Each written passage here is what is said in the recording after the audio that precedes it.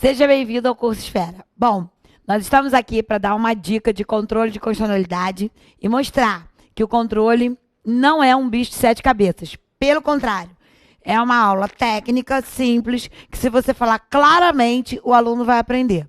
Então, nosso objetivo aqui é esclarecer o ponto controle de constitucionalidade. Vamos lá? E eu quero que você conheça a aula, a metodologia, que é bem simples, bem prática, e dá a solução no caso concreto, porque a gente consegue, graças a Deus, ter sucesso no concurso, seja ele qual for. Vem comigo. Ok. Primeiro, a questão é, por que existe o controle? O controle existe porque o Brasil é um país que tem regras, onde eu tenho uma hierarquia. E onde tem hierarquia, tem controle. Igual na sua casa, relação de pai e filho é um controle. Na relação de pai e filho, onde o filho é controlado pelo pai. Assim é no Brasil. No Brasil, nós temos a Constituição, que é a mãe, amparada pelo princípio da supremacia. Então, qual é a maior lei do país? Qual é o objetivo da Constituição? O objetivo da Constituição é organizar o Estado como um todo, onde ela tem as regras mais importantes: direitos e garantias individuais e coletivos, organização dos poderes e várias regras orçamentárias, econômicas, de propriedade, enfim. Esse é o objetivo da Constituição, organizar o Estado como um todo. Por isso, ela é amparada pelo princípio da supremacia. E no Brasil, as leis infraconstitucionais, que estão no artigo 59, elas são amparadas como filhas pelo respeito, pelo princípio da presunção de constitucionalidade. Ou seja, o que eu presumo é toda lei que é feita aqui embaixo, não importa se lei federal, lei estadual, lei municipal, lei complementar, lei ordinária, artigo 59, artigo 59. Toda lei que é feita aqui embaixo tem que estar de acordo com a mãe, tem que estar de acordo com a Constituição para manutenção da hierarquia, para manutenção da supremacia constitucional. Onde tem hierarquia, tem controle. Porque no Brasil, a única hierarquia que existe é entre a Constituição e lei infra. Entre lei infra, não existe hierarquia. Você não pode dizer num concurso público, seja ele qual for, que lei federal é mais importante que estadual, que lei estadual é mais importante que municipal, que eu preciso de lei estadual para o Estado, lei federal para o todo, que é a União, e lei municipal para o município. Eu também não posso dizer que lei complementar é mais importante que lei ordinária, porque eu tenho matérias de lei complementar e matérias de lei ordinária. Por exemplo, processo civil é matéria de lei ordinária e é mega importante. Então, não existe hierarquia entre lei infraconstitucional. A única hierarquia que existe, isso é uma ótima questão que cai muito em prova, é entre a Constituição e as leis infraconstitucionais.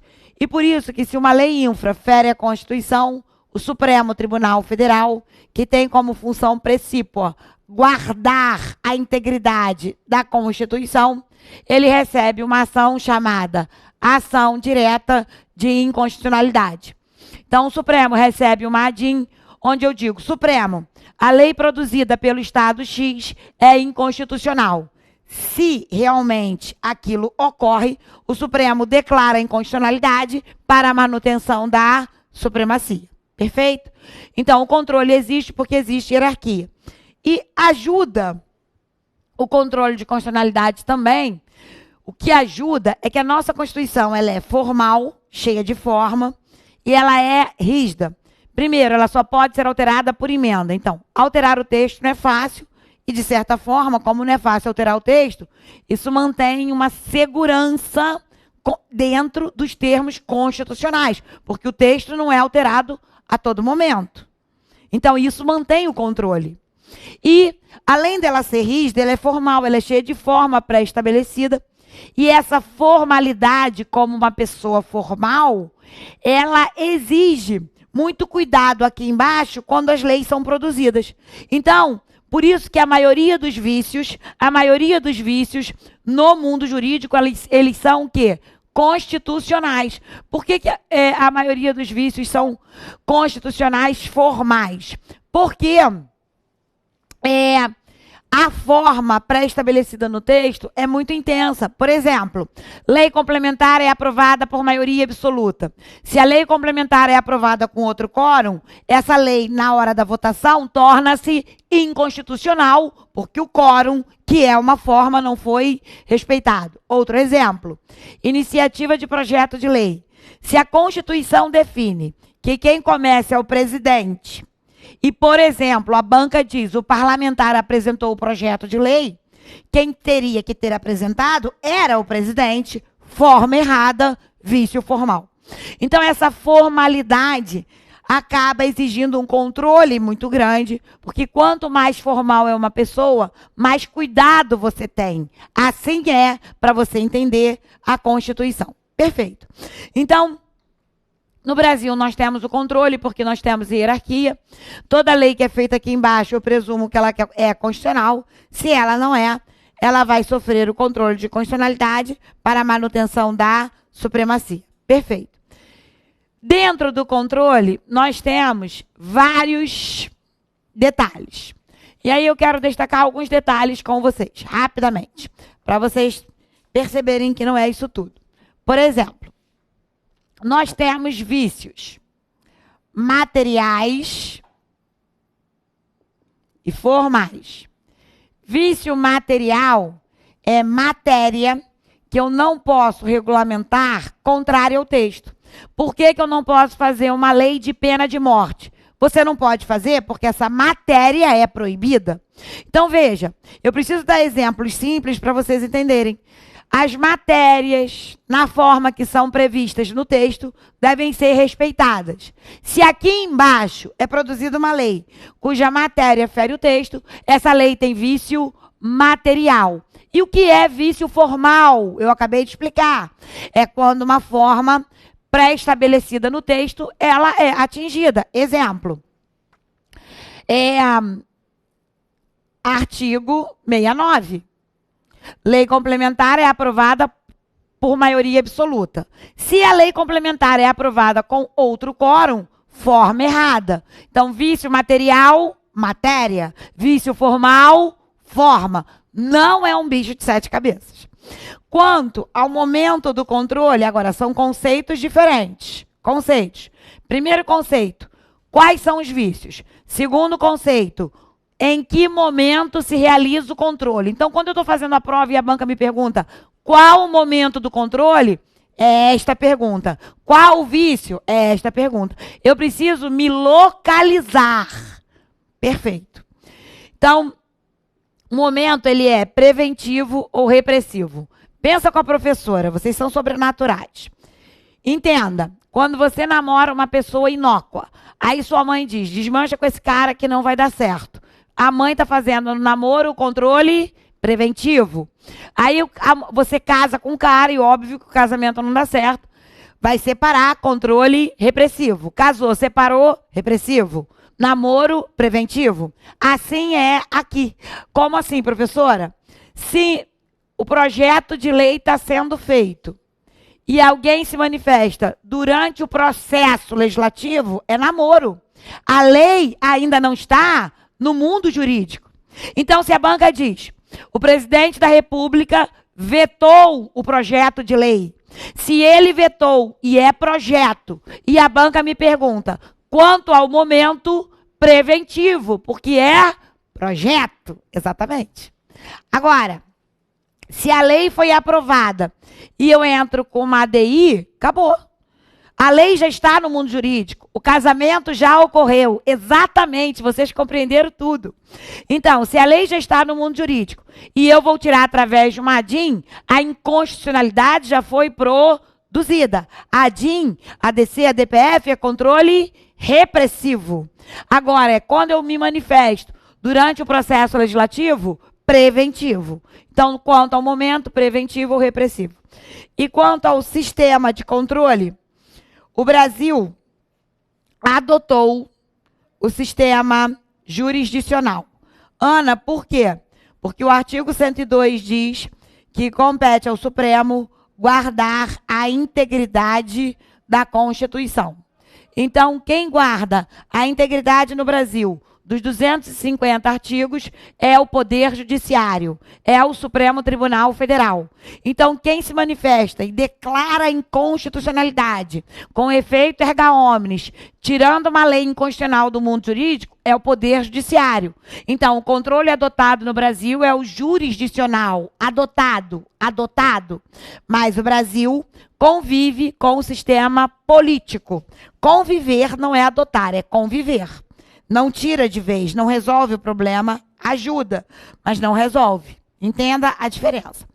Quem exerce o controle político é o Poder Executivo, o Poder Legislativo e o Tribunal de Contas. Poder Executivo, Poder Legislativo e o Tribunal de Contas. Por exemplo, quando o Poder Executivo veta um projeto de lei.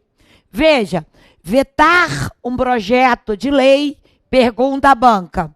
Quanto ao sistema e quanto ao momento, quanto ao sistema e quanto ao momento. Se ele veta um projeto de lei alegando a inconstitucionalidade, o veto quanto ao sistema é político, porque o Poder Executivo, o Poder Legislativo e o Tribunal de Contas só exercem controle político, sempre, não pode mudar.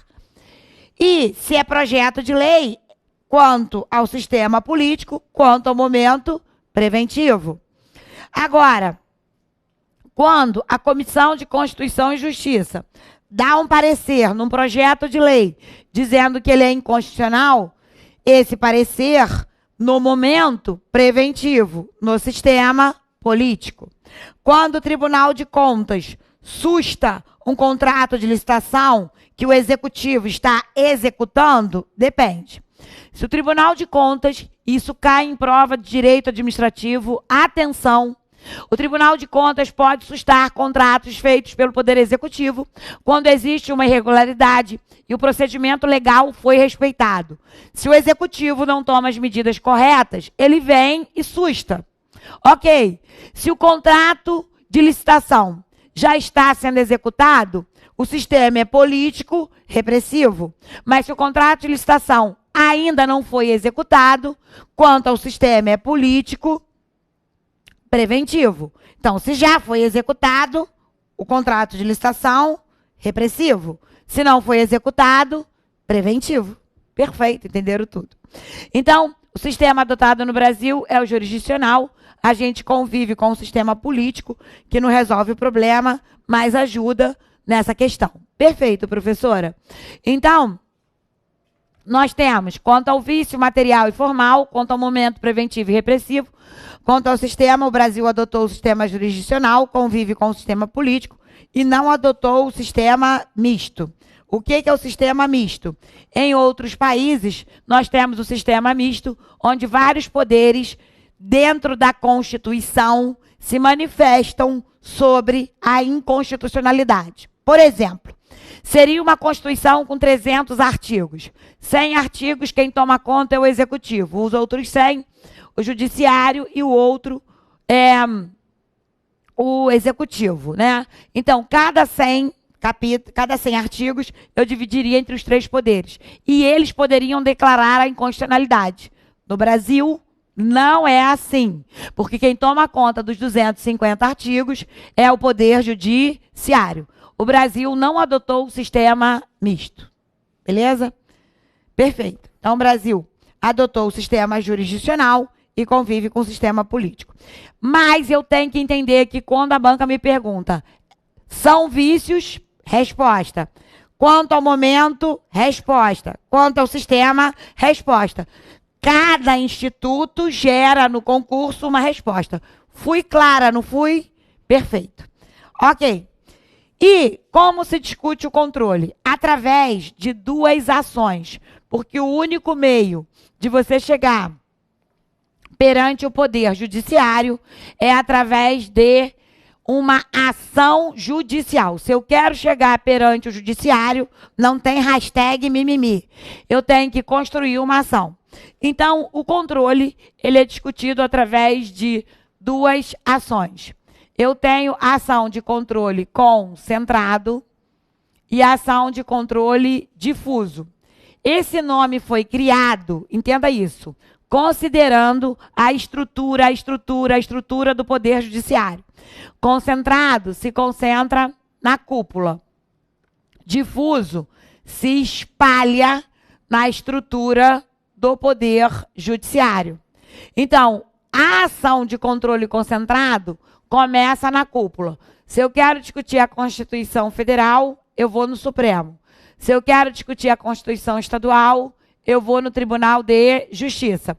Então, qual a função principal do Supremo? Guardar a federal. Concentrado, porque a ação se concentra na cúpula. É isso. Qual é a função principal do TJ? Guardar a integridade da Constituição Estadual.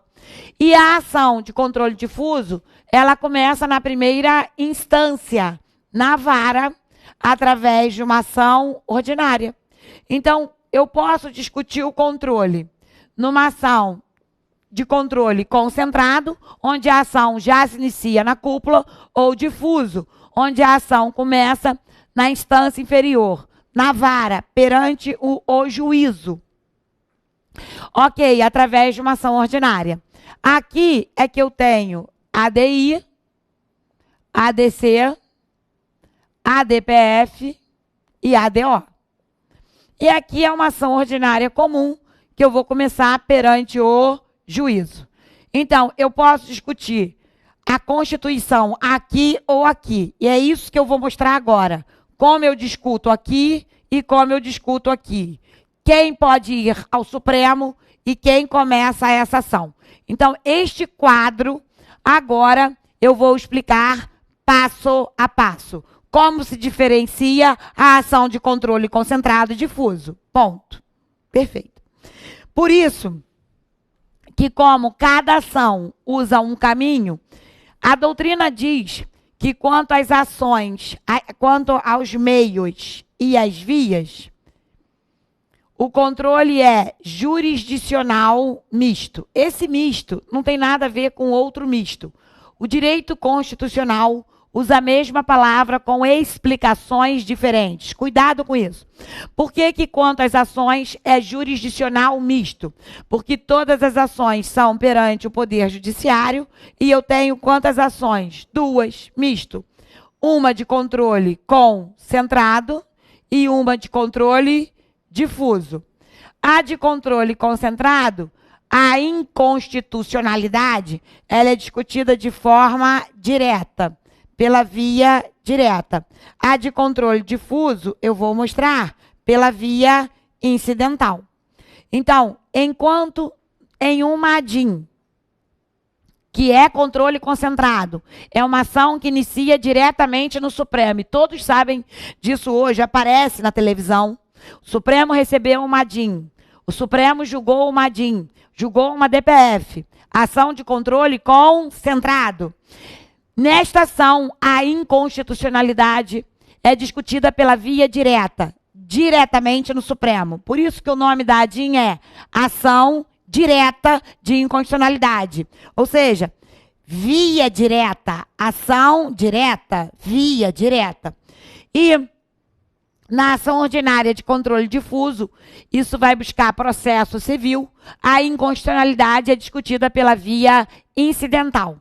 E agora eu vou desenhar isso que eu estou falando, dando vida a este tópico, tá bom? Beleza, vamos nessa.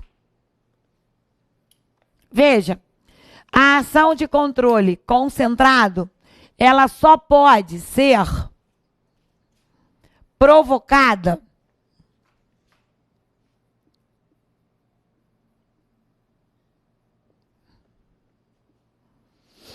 pelos legitimados do artigo 103.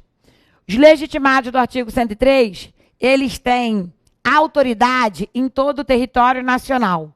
E por que isso é importante? Isso é importante porque eles podem propor uma ação chamada ADI, ADC, ADPF ou ADO, porque essa ação, quando julgada procedente, seja ela qual for, ela tem efeito em todo o território nacional, erga omnes, favorece a todos. Então, quem propõe a ação também, de alguma forma, tem representação em todo o território nacional, Por isso que eu não posso permitir que uma ação dessa seja proposta por qualquer pessoa, porque qualquer pessoa estaria propondo uma ADIM para prejudicar o direito de uma sociedade. Então, somente os legitimados do artigo 103, que têm representação em todo o território nacional. Os legitimados do inciso 4, 5 e 9 são legitimados especiais e devem provar para propor a ação pertinência temática. Para eles, pertinência temática, entenda, é o motivo pelo qual estão propondo a ação. Inciso 4, 5 e 9 são os governadores, as mesas das assembleias, confederações ou entidades de classe. Eles podem propor as ações desde que eles digam ao Supremo por quê, qual é o prejuízo, por que eles foram ao Supremo discutindo a matéria. Pertinência temática para eles é juízo de admissibilidade. Já os legitimados que sobram são universais e não precisam provar pertinência temática. Então, primeiro, quem propõe a DIN, ADC, ADO, ADPF? Presidente da República, Procurador-Geral da República, Conselho Federal da OAB, né? As pessoas que estão no artigo 103. Veja, Sabrina Kelly, Márcia Deise, Joana Dark não pode propor a DIN, ADC, ADO, porque não está no 103. Então, quando eu estou no concurso e a banca diz, presidente da República foi ao Supremo, concentrado. Procurador-Geral da República foi ao Supremo, concentrado. Se a banca diz, Pedro foi ao Supremo, Pedro não está no 103, portanto, ele não é parte do controle, concentrado. Pedro pode propor uma ação ordinária de controle difuso. Essa é a diferença. Então, no controle difuso, eu tenho uma ação ordinária na primeira instância, proposta por qualquer pessoa. Então, primeira diferença. Ok, professor, e daí? E daí que quando eu entro com uma ADI no STF, o legitimado do 103 vai ao Supremo pela via direta, porque vai diretamente ao Supremo, dizendo, Supremo, essa lei que eu estou aqui trazendo para você é inconstitucional. Veja, quais são as características do controle concentrado.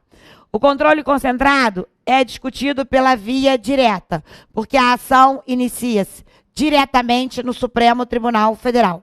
Então, pela via direta, em tese, porque é uma tese de inconstitucionalidade.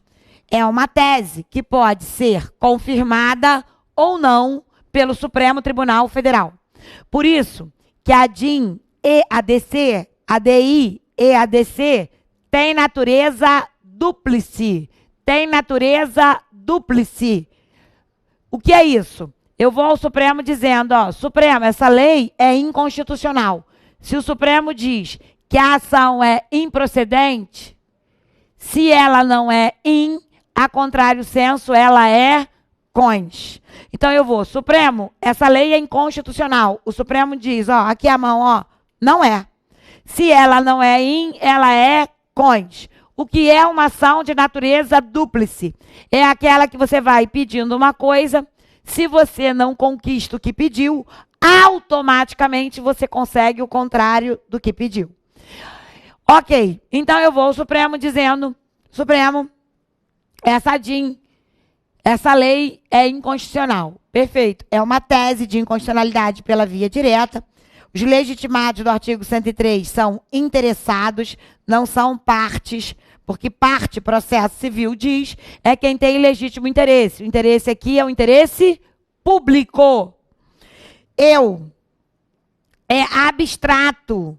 Ah, professor, isso que eu não entendo. É abstrato porque não é caso concreto. Não tem autor e réu. É papel contra papel. Papel contra papel. É uma lei contrária a outro papel, que é a Constituição. É discussão de artigo contra artigo, parágrafo contra parágrafo. Não tem autor e réu. Não tem um dano, como a gente compra um sofá na Casa Bahia, Ana contra a Casa Bahia. Não é assim. Ana contra uma loja. Consegue entender? Não é caso concreto, para que você entenda o exemplo. Aqui é papel contra papel, abstrato. E aqui, se o Supremo declara a inconstitucionalidade em nome do direito público, tem efeito para todos. No controle difuso, é uma ação ordinária, toda ação ordinária na primeira instância. Então, veja, se eu estou fazendo uma prova de constitucional, seja ela qual for, e a banca diz, numa questão de constitucional, Ana, Pedro, João, Sabrina Kelly, Mercedes, Joana Dark, ingressaram com uma ação ordinária, e essa ação ordinária chega um recurso extraordinário no Supremo, é uma questão de ação ordinária de controle difuso, porque nome próprio só participa do controle difuso, porque no controle concentrado, nós só temos os legitimados do artigo 103. Muito bem. Então, Ana vai ao juiz e diz, excelência, eu tenho direito a uma grana. Mas para o senhor, mérito é o benefício, o dinheiro, a aposentadoria, aquilo que a pessoa quer. Mas para o senhor me dar o meu dinheiro, eu sou servidora do Estado, já incorporei uma gratificação de 10 mil, recebo essa gratificação há 5 anos, mas atualmente o governador editou uma lei nova, ferindo o meu direito adquirido. Artigo 5º, inciso 36, diz, princípio da segurança jurídica. Princípio da segurança jurídica. Lei nova não prejudicará o direito adquirido, o ato jurídico perfeito e a coisa julgada. Essa lei nova não poderia ter tirado a minha gratificação. Então, eu vou ao juízo e digo nessa ação ordinária, excelência, reconhece a inconstitucionalidade dessa lei nova, não aplica no meu caso concreto e me dá o meu dinheiro, porque eu recebo há mais de 5 anos. Então, o que a gente aprende em processo civil? Quando eu tenho uma pedra no meio do caminho para o julgamento do mérito, o nome dessa pedra no meio do caminho é questão incidental. No controle difuso, a inconstitucionalidade é um incidente que prejudica o mérito. No controle difuso, eu tenho partes, porque Ana é dona do dinheiro, ela tem legítimo interesse. Eu tenho caso concreto, porque é Ana contra o Estado. Eu tenho uma discussão pela via incidental, como eu acabei de mostrar para vocês. E agora, desde 2017, o Supremo mudou de entendimento. Perceba, é uma coisa que o Supremo definiu assim. Alguns doutrinadores ainda entendem que não importa. O que importa para o concurso, nesse momento, é o posicionamento do Supremo Tribunal Federal. E o Supremo Tribunal Federal entende que quando o controle difuso, hoje, chega ao Supremo através de recurso extraordinário, ele tem efeito erga omnes. Porque essa ação ordinária, ela chega ao Supremo através de recurso extraordinário. Então, perceba, vou falar sobre ela agora. Acho que ficou muito clara a diferença entre o controle concentrado e o controle difuso. Perfeito. Tá, professor, e daí? Daí que, quando eu ingresso com uma ação ordinária no Supremo, no TJ, então eu ingressei com essa ação ordinária da Ana, o dinheiro e o juiz. Vou apagar do outro lado.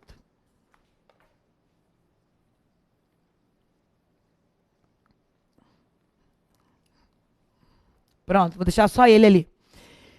Se o juiz não concede, sentença. Recurso cabível para sentença, apelação. Aí eu apelo ao Tribunal de Justiça, artigo 1009 do CPC, né? Recurso cabível para sentença, apelação. Aí o TJ me dá o acórdão e o TJ diz, nego o direito à Ana. Então, o acórdão do TJ acaba por ferir implicitamente a Constituição. Então, toda vez que um acórdão fere a Constituição, o que é cabível no Supremo é recurso extraordinário. Recurso extraordinário é recurso de controle de constitucionalidade. ADIM, ação de controle. RE, recurso de controle. Então, eu tenho ações e recurso de controle. Eu tenho ação de controle concentrado, ação de controle difuso e também tenho recurso extraordinário, que é recurso de controle. Aí, através desse recurso extraordinário, eu digo, o pedido é o mesmo. Só que eu vou pedir ao Supremo para declarar, porque, segundo o Supremo, o verbo declarar é dele. Supremo declara a inconstitucionalidade dessa lei e dá o dinheiro à Ana. Se o Supremo declara a inconstitucionalidade da lei e dá o dinheiro à Ana, segundo o novo entendimento, com fulcro no artigo 535, parágrafo 5º do CPC, atualmente essa decisão tem efeito erga omnes e vinculante. Não tem mais efeito inter partes, mas tem que chegar ao Supremo através de recurso extraordinário obrigatoriamente. Veja que eu cheguei ao Supremo. Ok. Segundo o Supremo, e ele teve que mudar de decisão no julgamento do amianto, e era uma corrente que Gilmar Mendes vinha brigando há muito tempo, e nesse julgamento ele encontrou a porta aberta, e o Supremo sem saída acabou, segundo o próprio Supremo, mudando de opinião. Portanto, não tem mais efeito inter partes. Se chega ao Supremo, agora tem efeito erga omnes. Isto significa que se Ana é uma servidora de um tribunal e, como Ana, existem mais 5.000 servidores, automaticamente, os 5.000 servidores também ganharam o mesmo benefício. Claro que cada caso concreto é uma forma de cálculo, mas o benefício não precisa mais ser discutido no judiciário, porque agora, quando chega ao Supremo, tem efeito erga omnes. Perfeito. Ok. Isso é o posicionamento novo do controle difuso, segundo o STF, o 5210, que era a antiga aula que a gente dava com a resolução do Senado, a resolução do Senado, que antigamente dava efeito erga omnes, agora ela é mera publicidade da decisão. Ou seja, depois que o Supremo decide, comunica ao Senado para que ele faça uma resolução dando publicidade à decisão do Supremo Tribunal Federal. Perfeito? Bom, é isso. Acho essa aula muito importante. Nós ainda temos aqui muitas aulas, como o cabimento de uma DI e uma DC, de forma tão clara como você viu até agora. Então, aproveita. Vem aqui para o curso Esfera. Nós temos a primeira fase, a segunda fase, concursos públicos, e estamos te esperando, tá? Estou te aguardando aqui. Vem, vem, vem.